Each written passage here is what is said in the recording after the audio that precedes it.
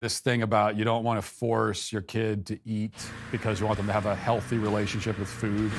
But I'm gonna force you to go see drag queens. So she was designated, assigned, observed male at birth. Before he was even able to talk. So we get to look at some viral TikTok videos. Oh, here we go again. We've got a woman talking to her baby and trying to communicate some ideas to the baby that might be over his head a little bit, but I don't know. Let's see. What? You may not touch my belly button. That's my body, and I don't want you to touch it that way.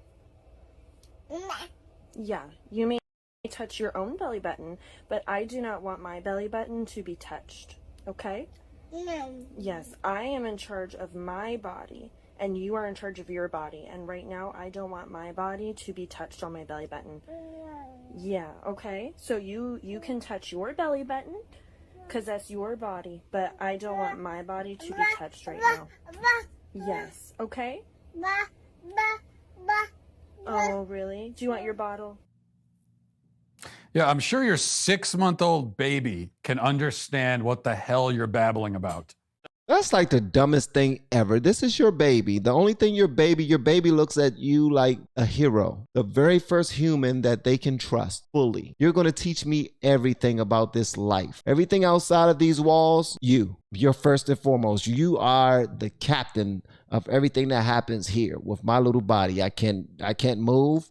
I can't feed myself. I can't bathe. I can't wash myself. You know, Port of Discovery is all here. And you're telling me as a baby that I cannot explore the person that is the only person I know in love outside of that man who, you know, that you said that's my father, right? You sure that's my father, right? That's my daddy? All right, cool. Come on, this is you cannot touch my belly button because that is my body. And you can touch your own body, but don't touch my body. This is your body. Whenever you reach out to touch mommy, I'm going to take your little hand and politely move it back to your body. You can't touch me. What type of mess is that, man? Like, come on, what type of moms and dads are raising kids nowadays? For real. I'm sure that's really sinking in. Your lesson about consent is sinking in with your infant child. And also, how just weird is it to frame this as a matter of consent? Your baby is touching you, and you're framing that as him crazy violating your consent. Your baby. That's how you want to like see this. That's the sort of the framing, the context we're giving this. Yes, mother. Do I have consent to make physical contact with you, mother? 6-month-old supposed to say that to you. That's what you're expecting. These people are such freaks, absolute freaks. And I feel so bad for these kids. I can only imagine what's going to happen as that child gets older. I take my kids to protests because I want them to learn to use their privilege for justice. I let them wear what they want and go to drag queen story hours because love is love, all humans are valid, and gender is a social construct. I ask if they want hugs because I need them to know that they have consent and control over their bodies and that no means no. I teach them about racism and skin color because they are not too young to learn. I never force them to finish their plates because I want them to have a healthy relationship with food. I have them tell me their feelings by showing me inside-out figurines because sometimes that's easier than putting emotions into words. These parents are dumb as hell, okay? These people don't deserve to have children. They don't. It's so damn ridiculous. Y'all notice that whenever, this is ridiculous. Hold on, where am I at? I'm right here.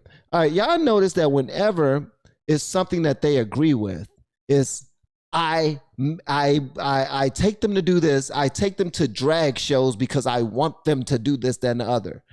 Those are the things that they want them to be a part of. But other things that they don't deem to be important, I ask them. I don't force them. That's what? Are you freaking, come on, man. Come on. I take parenting too seriously for this right here. This is dumb. It's like super dumb for real. It's by showing me inside-out figurines because sometimes that's easier than putting emotions into words. And I teach them to love everyone because life is too short for hate.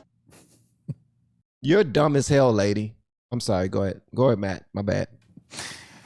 I mean, This is becoming it seems like an increasingly popular, at least I'm seeing on social media more and more, this thing about you don't want to force your kid to eat because you want them to have a healthy relationship with food. But I'm going to force you to go see drag queens. That's what I'm going to do. I don't want to force you to eat, but I'm going to force you to go see some men dressed as ladies showing their daggone crotch and opening their legs. And I'm going to get you to go put some money in their drawers because you're supposed to love everyone, even male strippers that's dressed up like women. You need to love them as a child. Yes, you do. But I'm not going to force you to eat your peas. That's disrespectful. No, you don't want to eat them peas? I would never force you to eat no peas. But we going to see some daggone drag queens. That's what we going to do. We going to a drag show. So you need to hurry up and eat and get dressed because we got some male dancer dates. We need to go see some male dancers dressed up as women. I guess the idea is that if you force your kid to eat, that you're going to cause like eating disorders down the line. No, that's not what it's about. There's a few things. Making your kid eat the food that's on their plate. Eat the food. It's about teaching them not to be wasteful, which is a very important skill. You put food on a plate and the kid doesn't eat it and then you just throw it away. Let me ask you, is that a healthy relationship with food? To throw good food away when there's starving people out there? Is that a healthy relationship? No, you make them eat it because it's about not being wasteful. It's also about being grateful. Okay, you are providing sustenance to your child. You're making meals for them. You're doing all that. And even though it's your responsibility as a parent, they should still be grateful that you're doing it. And refusing to eat the food is not grateful. And also because you do have to force your child to engage in proper nutrition, because if you don't, if you let them take the lead, all they're ever going to do is they're just going to be eating pure sugar. Like if you let your kid decide that if you had a jar of sugar, in your pantry, they will just eat from that, like sugar, and wash it down with soda. That's all they'll eat. Why is that? Because kids don't know what's best for them. Kids will also be hungry, and yet they'll want to refuse to eat anyway. Even like they want to eat and they need to eat, and yet they'll try to refuse anyway because they're being defiant or because they're in a snit about this or that. Black Rifle Coffee Company is on a Damn that. You know what? He's breaking down why it's important to get kids to eat and all this other stuff. But at the end of the day, it's about just raising a child. How about that? Raise your damn children. Raise your children to be adults.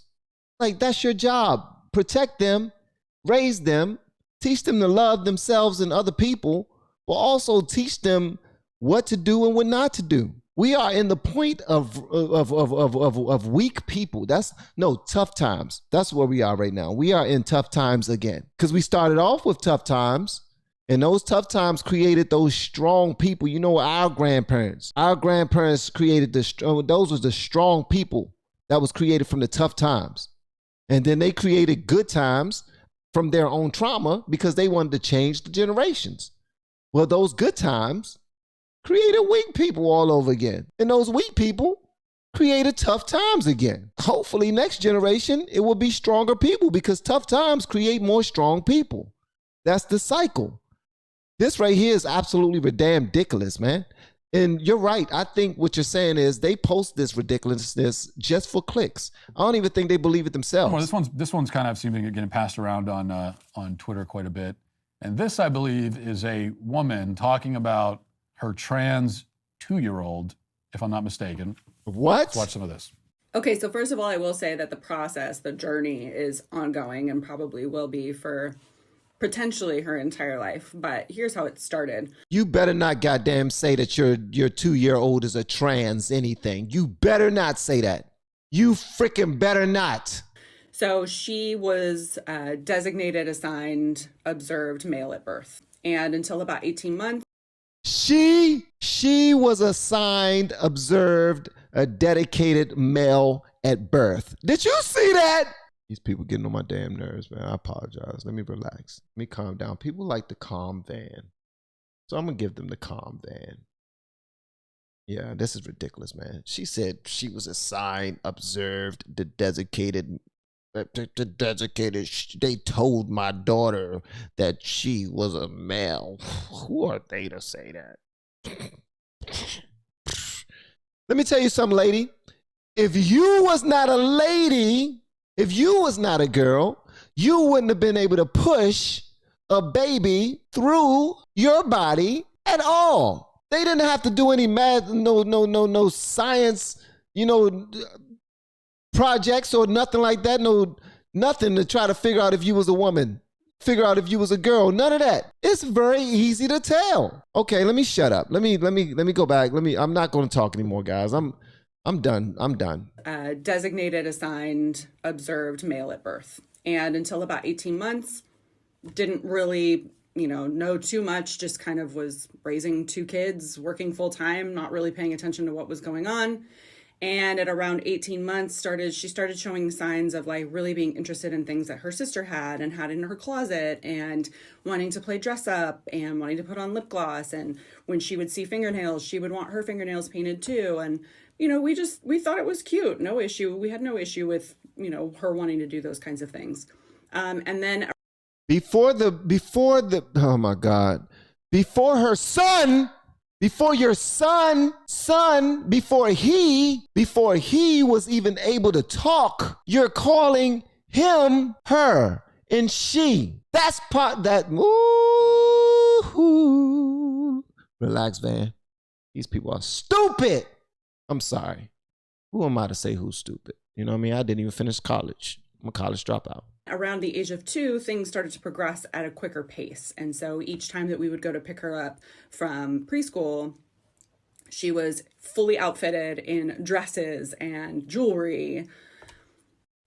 And so I will say I was super stoked that we had such a wonderful childcare center that she was in, because she was allowed to, experiment with her gender and play dress up and do those kinds of things and have access to them. So when I would go to pick her up from preschool, like I said, she would be dripping in, just jewelry and clicky shoes and all kinds of stuff. And getting her to take that off to go home was usually a pretty gnarly struggle. And then around the age of 4, she started wanting to wear like leggings and headbands. She had this one headband she was completely attached to that she felt, I look back on it now and think to myself, gosh, I wonder when she put that headband on, she thought to herself, people see me for who I am. No one's going to misgender me now. And so it progressed. It just kept moving in that direction with more and more things that started showing more and more signs. She would say, when I wake up tomorrow, I'll be a girl. And we were kind of like, oh, okay, yeah. And my husband and I would be like, we gotta figure this thing out. And so kind of for that final test, my husband decided, you know what, we're going to figure this thing out. We're going to tap into this and see what happens. So he said, I'm going to coach a t-ball team and I want her to be on it. And so I was like, all right, let's do it. Y'all calling him or her? I don't know why this bothers me so much, man. I mean, raising 2 boys and 2 girls, and they're so delusional. They're so gullible. They hear gay people saying, I felt like I was always the opposite of what people called me. I felt like I was always that. And people are like this lady and her husband, her dumbass husband. Both of them are stupid as hell. They figured, you know what? We're going to pay crazy attention to our kid. And we understand, because gay people did say that they always knew. So now we're looking at our kid, at our son, and we're looking at him and we're paying attention to him. He likes playing with his sister. He thinks he's a girl. Was that disrespectful that I said he thinks? Was it disrespectful that I said he? She. We had 2 daughters. The doctors lied to us. This is the dumbest sugar honey iced tea I ever had. Man, please. Please. These people are playing with the lives of these children, and it's dangerous. They should not be allowed to raise kids. Facts.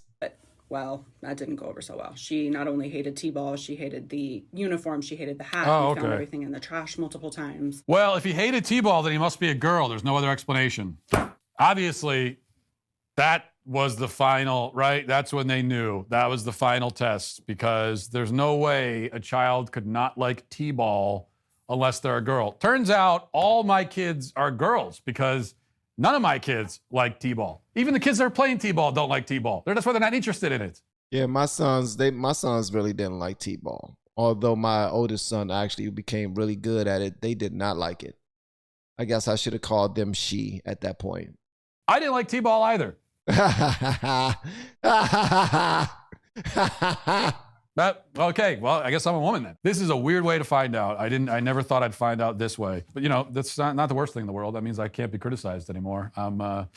You know, I have more victim points than I ever thought I did. I have so much contempt for these people. The parents are the worst. She is an evil, despicable woman. I will continue to say people like this should be in prison, life imprisonment. And this is the thing.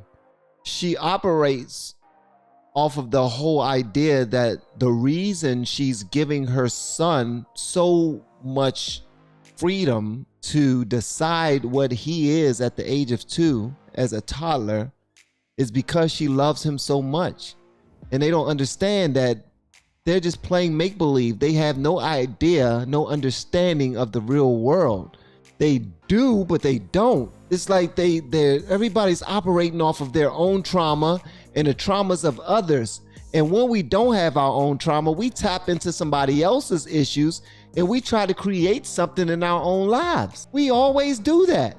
And that's exactly what her and her husband have done. That's exactly, they're looking at the traumas in someone else's life and they're trying to change their own kid. Their kid, man, they are, from the beginning, they are creating a gay son. They had a daughter and they had a son. If these are the only 2 children that they have, one of those kids could keep the name alive in the family.